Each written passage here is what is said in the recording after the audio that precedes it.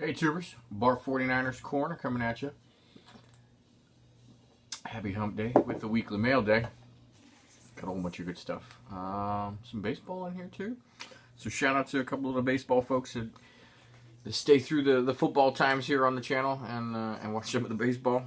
I guess I hope not too much more of that's coming, but my eye has been wandering for the baseball, so we'll see what happens. But we'll start with some raw pickups. This is the only card I do not have in a Jam 10 in my 83 Niners set. This looked the part online, but there is a little, probably blue dot or something on the white border, and let's see if I can even pick it out. Yep, there you can see above the football there's a little black spot there, so I don't know. I might get a wild hair and send it in anyway, because I have that in an 8. Haven't seen it in 9, haven't seen it in a 10, so still looking there. From 2000 down Russ, down distance, there's several of these. I think I have the first down one already. Here's a second down at a 238. 2000 Pacific, got the game used football. That's pretty sweet. From 97 Pinnacle. This one, I like this one a lot. I had one of these and it had the coating. Now I wish I'd have kept the coating on it. But it was kind of peeling, and then I tried to peel it off. And if it makes sense, as I peeled the coating off, there was words on it, right? I forget what it said, but they were blue. It didn't say coating or something, but it was a weird word, whatever it did say. But the letters from the film stayed on the card instead of going with the film, but not completely, so they were just flaking all over the place. There was just like blue flakes all over the card, so that was a mess. But I got this one, and it looks pretty sweet, and I hope to get a decent grade out of it. 91 wild card, 50 stripe. Corners are okay for a wild card. You don't expect to get anything fantastic, but there's a little right there at the bottom. Still gonna get sent in because it's a 50 stripe, but not gonna get the greatest of grade. Probably, I don't know, they probably hooked me up with a 6 on that one, but that's about it. This one, 04 Ultra, the die cut. This one is money. Should get me a nice gem on this one. 96, yes, 96 gilt edge. Pretty happy with that. This guy, the seller cost themselves on this one. It's gonna be hard to pick out. This is 98 Ultra. It says Canton bound, and they just put like gold or something in the listing. But right above the 98 Ultra, it says 23 karat on there, and so I didn't know this existed.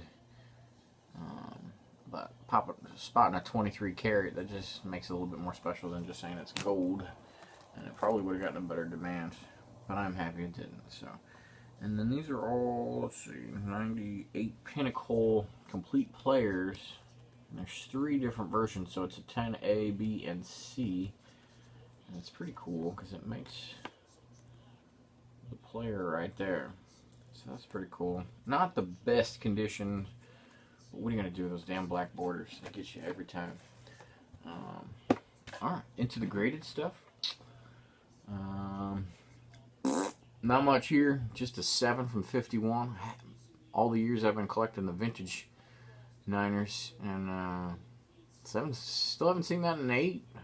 I don't think. I might have seen it once and it went for stupid for some reason, even though the pop's not that bad. But not sure why everybody's holding on to that. But I picked up the 7 because got myself an extra Christmas present. Most of the time I get the cards off of what I allocate is, well, it's my allowance. My wife blows hers on stuff I never see again, but my allowance goes towards stuff that sticks around as an investment. But I've splurged extra, called it my Christmas present, and this is what I got. The Leo Nomalini from 51 and an 8. And these were the last 2 cards I needed, so I picked this one up for the cheap to complete the set. And since I have the YA Tittle in an 8.5, I jumped over at least the 2 guys that had the set complete in the 8.0. With that 7, it's not great, but it's like 8.02, and I'm going to take it. So, number 1 in a 51 team set now. Let's see. Some 4-sharp pickups. I try to avoid going too far into his sets just because I collect too many people already. So I just stick to the basic stuff. So Steve Young, 99 upper deck. I don't even spend much on these. I wait for them to get real cheap on 4-sharp. 96 upper deck. And then, would you believe I didn't have this one yet? Because some of these are hard to find and good grade. So, 91 Pro set. Alright, here's a baseball one for you, folks. I narrowed it down. I got my list. It's still not small, right? It's about 40 or so guys right now. I think I'm in my 30s, but it might add up to 40 or so of total guys that I want cards of in baseball. Some of them are closer to modern, some of them which I already have. And the modern guys, if they're in the 80s, I'm trying to stick to their rookies and get those in gem. The older guys, I'm trying to avoid getting their rookies because then it won't mess with me in my registry games, because I don't want to have a card that belongs to, like, you know, the Hall of Fame registry but not add it. Right now, while I'm not very high in the baseball Hall of Fame collectors post-war, I'm the highest rated one that only has 10s. Again, that's not very high, but I still like that. I like sticking to the gems, and so I'm going to try to do that. I don't think I'll ever go any older than like 83 in that regard, as far as like maybe a Tony Gwynn or something like that. But I want to keep gems there. So the older guys, I'm just going for aesthetics on the cards. Just stuff I like. Obviously, they still need to be relatively good cards, important cards, because it's still going to be an investment there. But picked up the second one, so saw the Jackie Robinson in the last mail day, if you watched. And just love the look of that card, and I'm big on centering for these old baseball cards. I'll take a lot of other things, corners, gunched, and stuff like that, but I want the centering there, so dug that one a lot. Picked up the 68 Ernie Banks, digging that. Super stoked about that pickup. For whatever reason, the last couple times this card sold, it went kind of high for this guy. He's just 80s team of the decade.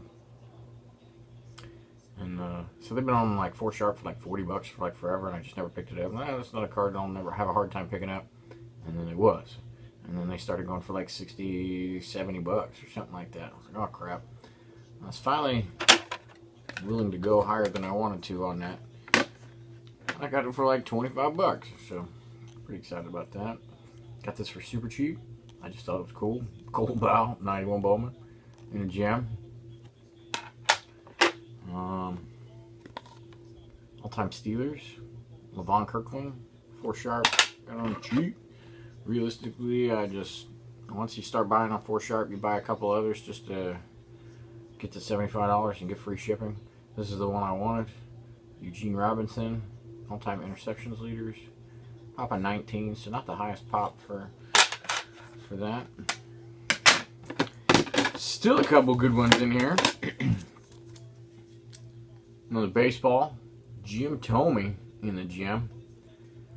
Somebody on the Facebook group posted like a 12% release, vote of what potentially the Hall of Fame was going to be, and he passed the threshold. He was like a 76% or something. I didn't think he'd get there that fast, just because of the batting average and obviously lack of defense. But 611, 621, one of the two home runs. I think 611. Apparently, he's going to get him there a lot faster. So it's a big slap in the face to all the potential steroid type folks that had way more than that and had other things going for him. He had the home runs and none of that talk with him, so he's probably going to get in the Hall of Fame faster. So snatch that up before it started to go too high, because those baseball collectors are even more fickle than the football ones, and so once somebody's hot, the prices just get stupid. PWCC win here. All-time sacks list. That was a pop of 8, and it went for way more than I wanted to pay for it. But all-time sacks and defensive player of the year, probably my two favorite football PSA ones that are 49ers. got this for an upgrade that I was looking for the price I was looking for. So got the Strahan upgraded from a 9, and I was able to sell the 9 before I even had to pay for this one once I got it. So that was pretty cool. Made it even cheaper. Got the LaShawn McCoy for super cheap, only in a 9. Low pop and gem. He's racking up yards now.